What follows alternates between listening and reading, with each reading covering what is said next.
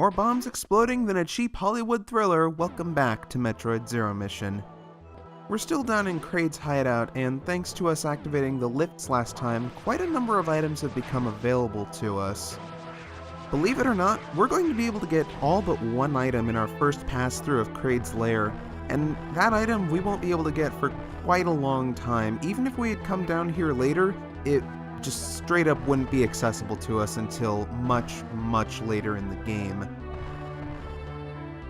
Now, one of the main reasons I wanted to do Kraid's lair as soon as possible was not just for all of the items that we can get down here, even just on our first visit, but because there's an item we get later on that makes the rest of the game not necessarily easier, but it's more fun and it flows better once we've gotten it. I'll have more to say about it once we've actually seen what item that is, but for right now, you can see here, one of the consequences of coming so soon is that there's all of these kinds of obstacles, these kinds of weird gaps and jumps that we're not really supposed to be able to make with our current setup. Now this room right here, if you don't have the lifts activated, you'd better be really, really good at horizontal bomb jumping if you want to get through there. Just trust me on that. Now coming up here we've got a bit of a nasty piece of work. These guys have a ton of health, do a ton of damage to you if they make contact, and as you can see they're fairly aggressive in wanting you dead, so I find it easiest to just use bombs and lay them where they're going to land because they will jump at you, specifically at you, so you can kinda lure them over there and deal with them that way, which I think is easiest. Or for this guy, you can just sit up here and have a field day just going to town, so not a huge deal.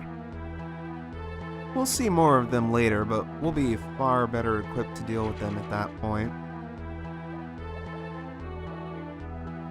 And since we took care of everything up there, yep, fake acid.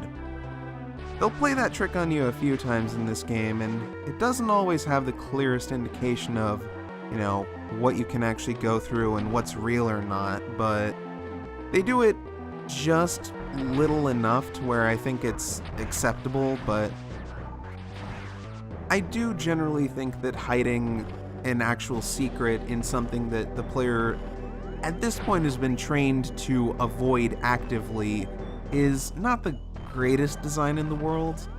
And they do it in Super Metroid even too, in Meridia when you're trying to find Dragon. They do fake spikes there, and well, by that point the player's been trained that spikes equals bad. But in order to get to Dragon you need to go into spikes, which don't really have a clear indication that they aren't real. And it's the same thing here, you have to find that acid pit to be fake in order to actually progress in Kraid's lair, so I don't know. I've never been a huge fan of when games trick players by hiding secrets in hazards like that, because it doesn't feel very natural, because your first instinct when you see acid is, don't fall into it, but then falling into it is rewarded here, so I don't know. It's an inconsistent design thing that I'm not a huge fan of. But enough of that, we've got something very interesting here.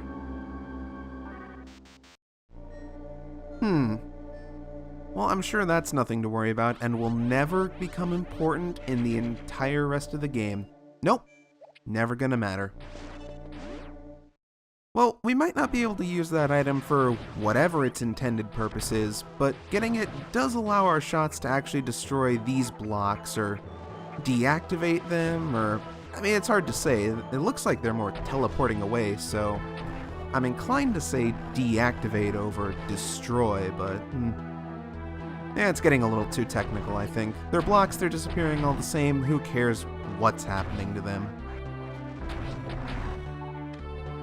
Now this room can be really nasty if you're trying to rush through it, because both of the enemy types you see in here do a fairly significant amount of damage on contact, and there are a whole lot of them that'll be swarming on you if you just try and rush past them, so counterintuitive as it may be, even if you're playing quickly, you probably want to slow down a little bit so you don't get destroyed.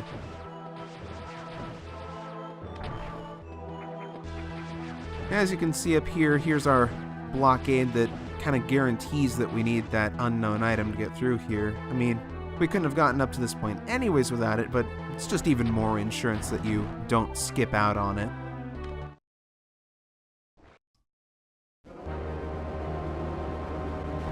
Because if you don't get it, you don't get to fight Kraid. Now, Kraid's an interesting fight. Now, what I was doing right there at the start of this match, I was using the block above my head to sort of automatically limit my jumps, because when you bonk your head on that block over up and to the right there, you can see, you're at the perfect height to hit Kraid square in the face, and that's where his weakness is. You hit him in the face, he opens his mouth, you pump his mouth full of missiles, he gets a stomachache, and then he curls over dead. It's pretty simple. But as you deal more damage to him, as you might have been able to tell, he starts destroying more and more of the arena over here, which makes it more difficult to actually land the shots on him. Right now he's in critical HP, and as you can see, he destroyed that one safe spot that I had left. But it doesn't really matter too much in the end, since you went down without too much of a fuss. I guess the bigger they are, the harder they fall. Now that block was actually destroyable, as you can see. It was a missile block, so if for whatever reason you need to be able to jump up there, you can get rid of it, although I feel like that's more screwing yourself over than anything. But the big reason I came down to Kraid's lair first and foremost, out of anything else in this game, I wanted Speed Booster. The Speed Booster is probably my favorite item just in all of Metroid. There's something about the ability to go as fast as it lets you and just shoot up and around in all directions that you want. It's just a really satisfying item to use overall, and I feel like they absolutely nailed the controls for it in Zero Mission. In Super Metroid, it's still fine, but in Super Metroid, they made using the Shine Spark cost health over the distance you used it. And the Shine Spark, by the way, is this technique where I'm flinging myself across the open air by just hitting the jump button after storing a Shine Spark. Essentially, the way it works is that after you've built up enough speed, you hit down and that stores a Shine Spark, and at any point after that, while you're still flashing, you hit the jump button and it sends you flying in any direction that you might happen to be holding. Although it won't send you down, you cannot Shine Spark down, which leads to some fairly nasty puzzles later on with using the Shine Spark properly to, say, run on top of certain blocks that break from Speed Booster. Yeah, there are plenty of blocks that need Speed Booster to break, like these ones. And get ready for some really nasty secrets with them, because they go absolutely ham in this game with Speed Booster secrets. I don't know if I'd say this game is better or worse than Fusion about Speed Booster secrets, but to be fair, it's more use out of my favorite item, so I'm not going to complain that much.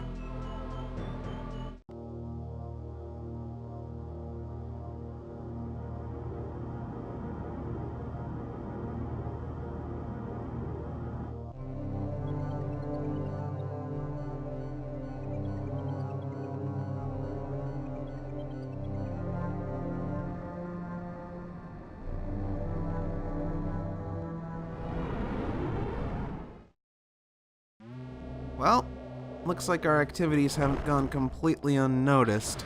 That's not a great situation, but once you defeat Kraid, you come back up here and the wall collapses for an undisclosed reason. Maybe the wall collapsed under the realization that Kraid was well and truly dead. It takes a dedicated wall to have that much commitment to someone. Well, looks like we're being very heavily pushed to go down towards Norfair, so I think just this once, I'm gonna humor the game and go along with it, do what it wants me to do. Especially since there isn't a whole lot left for us to do here in Brinstar. There's this up here and a couple other small secrets that we'll be coming back for later, but Besides that, there's really not a whole lot left to us in this place, so moving on somewhere fresh for a change of pace seems like a good idea. Of course, realistically, we should have gone there much sooner, but, well, I mean, I gotta get the speed booster, man. It's the speed booster. It's the best item in the game. Objectively, probably. I know there are some people that don't like how the speed booster handles in this game, though. A lot of people I've heard complaints from about it have said they'd rather just have a dedicated run button to activate it. Because in this game, the way it works is you just run for a certain length of time, and it activates on its own, which, I mean, I think the game is fairly well designed around that, but some people prefer the Super Metroid way, where you have to actually hold down a button for it. And I can kind of see that, but I personally was never a huge fan of how Super Metroid had a run button to begin with, because it just meant that there was an extra step to go through to make Samus go as fast as she possibly could. So I'm of the opinion that removing that step just makes it flow better and feels more streamlined, but some people disagree. Talk about not going unnoticed. Looks like we've attracted some unwanted attention.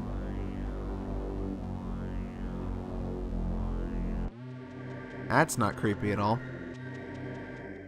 And welcome to Norfair. This place is not friendly to you or your health, but it is friendly to your ears because the music here is phenomenal.